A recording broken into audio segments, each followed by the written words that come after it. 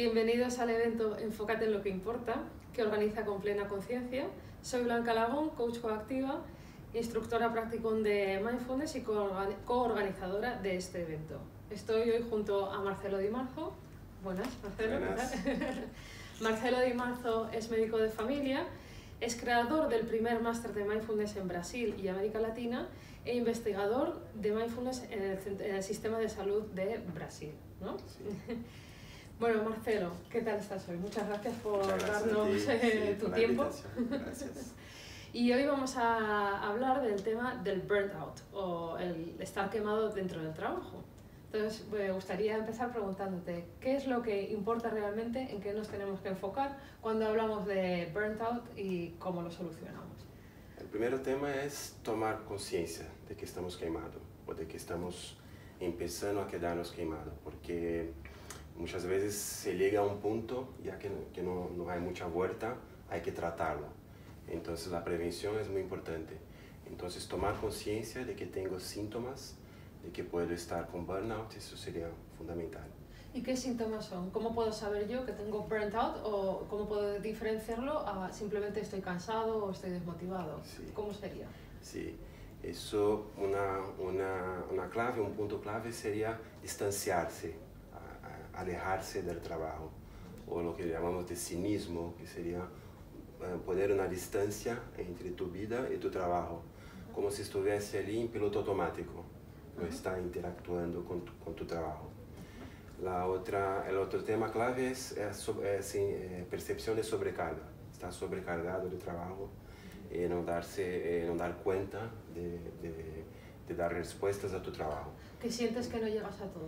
No llegas a todo, es improductivo o no efectivo en tu trabajo. Ese es otro síntoma. Se cometen importante. fallos, quizás. Se cometen fallos muchas veces, no se involucra con tu trabajo, el distanciamiento que he dicho. Entonces son dos síntomas muy importantes en quemado. Vale. Otra cosa que pasa, por ejemplo, antes de quedarse distanciado o sentirse improductivo, no efectivo, es un punto al contrario, que es ponerse en más actividad. Entonces uno empieza a sentirse un poco sobrecargado, como respuesta, corre más trabajo, que llamamos de frenético. Wow. Esto Qué curioso. ocurre por falta de conciencia, no toma conciencia de que va pasando. Entonces cuando comienza el síntoma, como uno no tiene conciencia, se siente improductivo, se siente un poco alejado del trabajo y empieza a trabajar más. Qué curioso, ¿no? Sí. Justo al revés. Sí. Y después se agota, Claro. y no hace más nada. Nada, imposible. Sí. ¿No? Y entonces vosotros trabajas este tema, ¿no? Con Sí. gente que tiene estos síntomas de burnt out. ¿Y cómo lo trabajas? Entiendo que hay un componente de mindfulness importante o Sí. que es una cosa también global de bienestar. Sí. ¿Cómo lo trabajas tú? Hay que tener en cuenta que son en especial dos factores involucrados. Un factor personal, que es el estilo de vida de la persona, cómo se relaciona con su trabajo, cuántas horas de trabajo tiene, su vida personal. Ese es un punto. Otro punto es lo que llamamos de factor organizacional del entorno del trabajo. Entonces hay factores de la empresa y factores de la persona. Entonces con Mindfulness actuamos más en factores de la persona. Entonces como creo un espacio de conciencia para que pueda manejar mejor mis horarios de trabajo, mis tareas, o percibirme en un estágio con síntomas de burnout o con síntomas de que puedo quedarme con burnout. Entonces sería una intervención desde el punto de vista personal. Entonces, no solamente mindfulness, pero compasión también. Hay programas laicos seculares de compasión donde uno empieza a cuidarse mejor, a comprenderse mejor y cuidarse mejor. Entonces se previene que llegue a un estado muy avanzado de burnout, por ejemplo. Otro tema es cambiar la empresa. Ahí también se puede poner mindfulness, porque muchas empresas están cada vez más interesadas en la salud de sus empleados y empiezan a ofertar cursos, por ejemplo, de mindfulness, de otras cosas también, actividad física, gimnasia laboral, etc. Pero como un cambio de entorno, no solamente un cambio de la persona. Sí. Entonces actúa en los dos factores. Cambio mis relaciones de trabajo, cómo organizo mi trabajo y también mis factores personales. Claro. Y si yo fuera una persona que tiene burnt out, ¿por dónde me recomendarías empezar? Primero, bueno, hablando de mindfulness, con prácticas donde pueda llevar espacios, pausas de conciencia a mi trabajo. Un ejemplo sería la práctica de 3 pasos que hablamos en 3 minutos, que es una práctica sencilla de mindfulness, simplemente una pausa estructurada. Por ejemplo, tomo conciencia de mi cuerpo, de mis sensaciones, de mi tono emocional o emociones, pensamientos. Entonces, una pausa de conciencia. Uso también mi respiración para como un reset de la mente, resetar la mente. Y desde ahí tengo un espacio de tiempo entre un estímulo y una respuesta. En general, respondemos muy en piloto automático en nuestro día a día, en trabajo especial. Entonces, con estas pequeñas prácticas puedo tener un espacio entre un estímulo y una respuesta. Y tengo respuestas más conscientes y tomo más conciencia de mí mismo también. ¿Y esas son prácticas que recomiendas? Me pongo, por ejemplo, la alarma del reloj y a esta hora paro 3 minutos. Sí. ¿Sí? Una recomendación es hacerlo 3 veces al día, de manera aleatoria. O, por ejemplo, en momentos que sé que serán más estresantes. Por ejemplo, me voy a una reunión de trabajo con mi jefe o una reunión donde tengo que vender un producto muy importante. Entonces ahí me pongo más consciente. O tuve una conversación muy dura con un colega de trabajo, me pongo más consciente. Y así creo espacios de conciencia y vivo menos en piloto automático y menos reactivamente. Esa es la idea. ¿Te atreverías a probarlo ahora? Claro. ¿Hacer 3 minutos de ese espacio de conciencia? Seguro. ¿Sí? Sí. Venga. Pues vale. Dirígenos. Vale. Dirígeme. Bueno, cuando practicamos mindfulness, una primera idea es que la posición del cuerpo es muy sencilla, pero erguemos un poquito más nuestro cuerpo porque la postura corporal nos enseña un poco de la intención. Entonces, cuando muevo mi cuerpo un poco más arriba, erguido, doy una información. Ahora voy a parar, ahora voy a tener una pausa. Vale, estoy avisando al cuerpo, ahora nos ponemos en modo paro. Hay una intención corporal involucrada. ¿Vale? Invito a cerrar los ojos por unos momentos. ¿Las manos cómo lo hacemos? Las manos podemos apoyar en las piernas, en los muslos. ¿Así puede ser? ¿Correcto como lo estoy haciendo? Sí, tranquilamente. Es entonces una postura cómoda, sin resistencias corporales, pero a la vez un poquito más erguida, para que la intención sea correcta. Se puede cerrar los ojos, por ejemplo. Si estoy en un ambiente que no puedo cerrar, no hay problema, pero para empezar a entrenar puedo cerrar los ojos porque me quita un poco de los estímulos visuales. Y el primer paso es tomar conciencia de las sensaciones corporales. Puedo tomar conciencia de los contactos de los pies con el suelo, mi peso sobre la silla, mi postura corporal, contactos de la piel con la ropa. Puedo también tomar conciencia si hay alguna emoción presente, un tono emocional. Y si hay pensamientos, quizá pensamientos que me quitan la atención, puedo observar con curiosidad.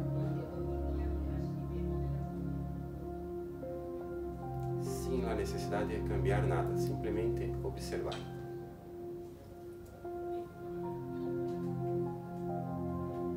Y el segundo paso es direccionar la atención hacia la respiración, por algunas respiraciones. También no hay que cambiar nada, simplemente observar. La respiración en su ritmo natural.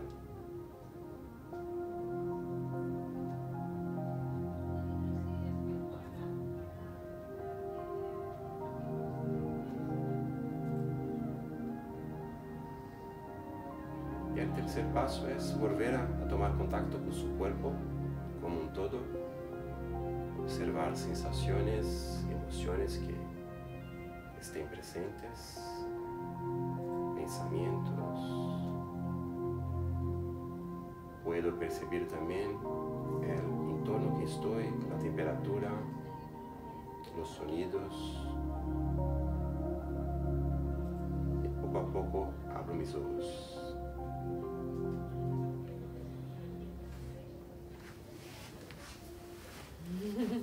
¿Qué te pareció?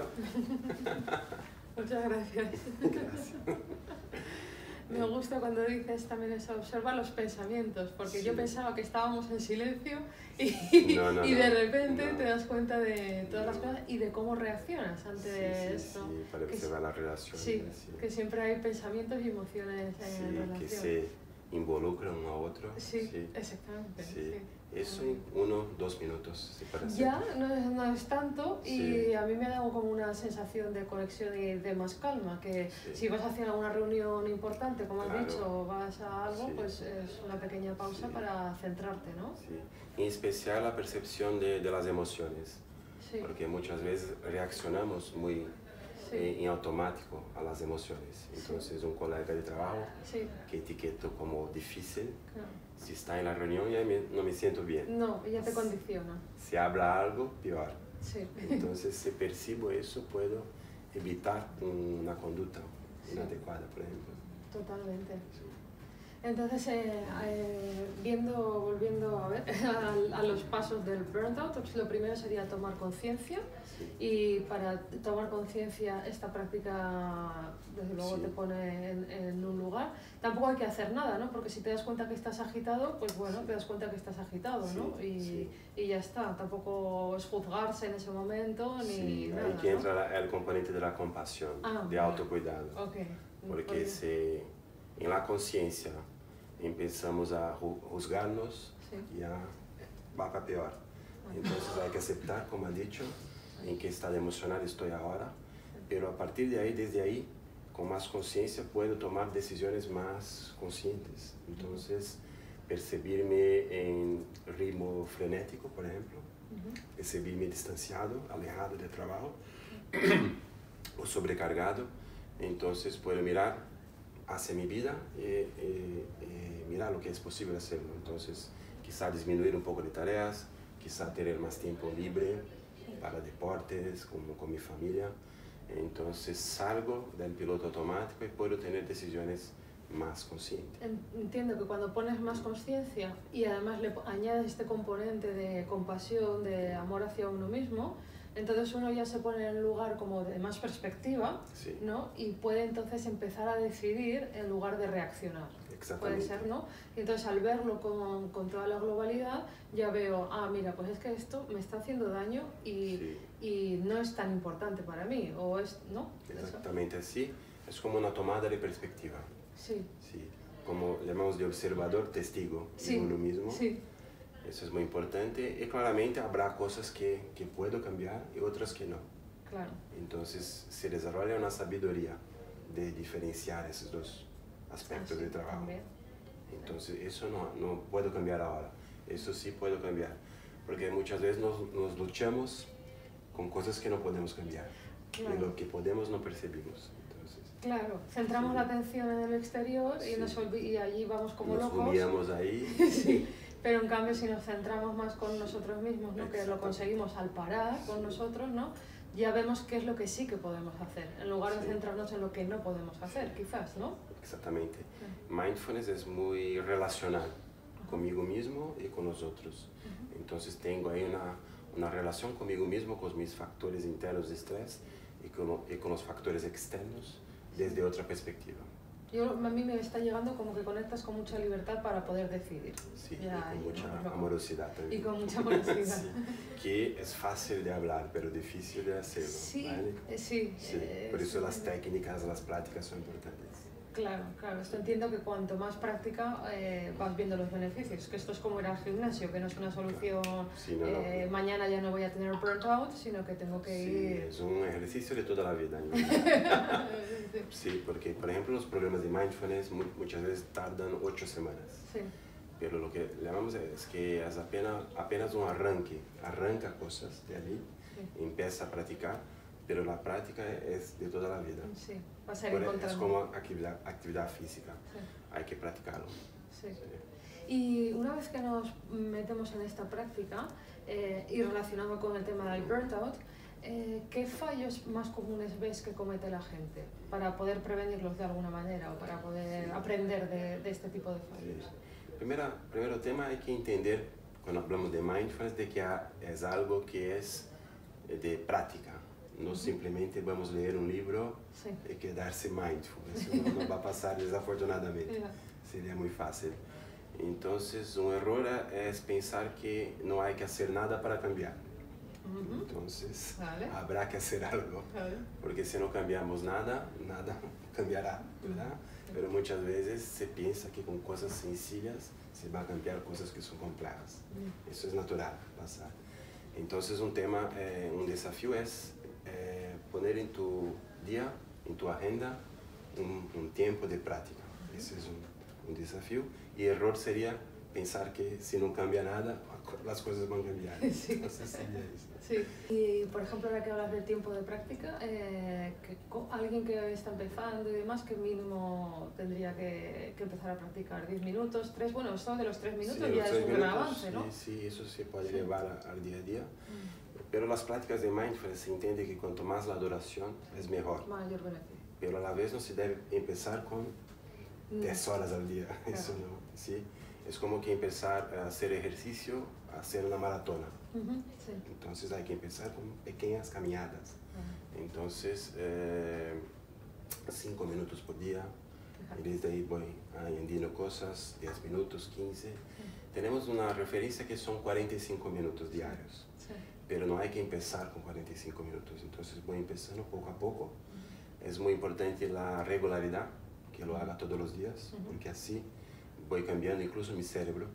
Entonces, que ahí hablamos de neuroplasticidad. Sí. Entonces, mi cuerpo y mi cerebro se mueven junto con la práctica. Entonces, me adapto corporalmente y mentalmente a la práctica. Qué bueno. Y así, con el tiempo, va quedando más natural Sí. la cosa. Me viene a decir que Sí. casi es como si luego poco a poco te lo va pidiendo el cuerpo y te lo va pidiendo Como la cabeza, que fuese ¿no? pidiendo, sí, sí.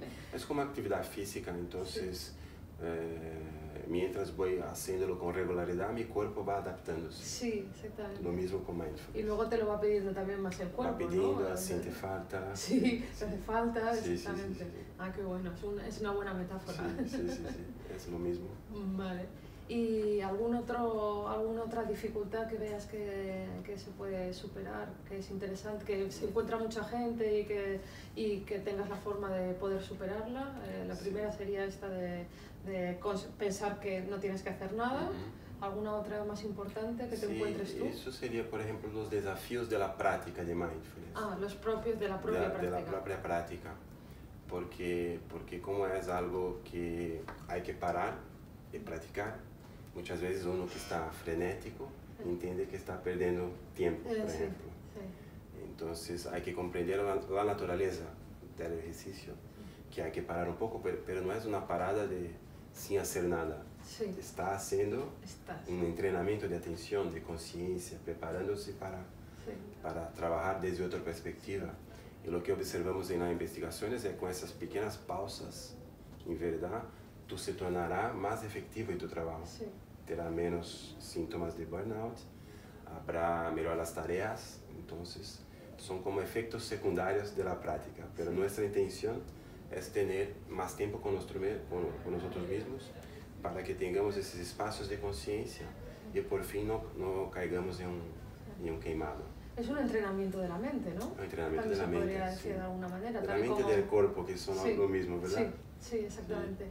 Como tú también estás en investigación y demás, hay como, no sé si hay estudios o evidencias que puedan decir, oye, mindfulness sí, se reduce, tiene efectos beneficiosos para el burnout, o sí. Sí, hay muchas investigaciones nos enseñando eso, entonces se disminuye y se previene el burnout. Y se previene también. Sí. ¿No? Entonces, síntomas y todo lo que está correlacionado, por ejemplo, síntomas de ansiedad, de depresión, dolor crónico muchas veces, insomnia también. Entonces, tanto los síntomas propios de burnout como todo lo que está correlacionado. Eso hay evidencia. Incluso también puede ser, no solo cuando ya tienes burnout, sino para prevenirlo también. Lo ¿no? mejor es prevenir, es verdad. Porque muchas veces el burnout está correlacionado con depresión. Ajá. Entonces uno se queda quemado y depresivo. Sí. Y ahí hay que intervenir con fármacos, por ejemplo, alguna vez. ¿Sí? O la gente desiste de trabajo, hay que quedarse en casa. Las bajas. Entonces, sí. Las bajas. Sí. Antes de llegar a eso es mejor que haga las prácticas y pueda percibirse en camino de burnout, dar un paso por detrás. Muy bien. Entonces, para ir terminando, si pudieras dar como una recomendación final, un titular, ¿qué nos podrías decir? Sí, que practique más conciencia en tu trabajo, que eso te ayudará primero a no quedarse quemado, segundo a ser más efectivo en tu trabajo. Fíjate. Sí. Muy bien. Bueno, pues para ir cerrando entonces, tienes un pequeño regalo, ¿no? para la audiencia, para sí, que se puedan descargar. Vamos a dejar un capítulo de mi libro, sí, que sabemos de mindfulness, ajá, con Javier García Campayo, que está relacionado a burnout. Entonces la gente podrá conocer un poco más. Fenomenal. Y practicar. Y practicar, vale. Fenomenal. Sí. Pues entonces dejaremos el link para que os lo podáis descargar abajo de la entrevista. Y nada, pues muchísimas gracias. Nos podéis dejar comentarios, preguntas, si ha quedado algo en el tintero, escribidnos. Y nada, bueno, nos esperamos en las siguientes entrevistas y contamos con vosotros para estas jornadas. Muchas gracias, Marcelo. Muchas gracias.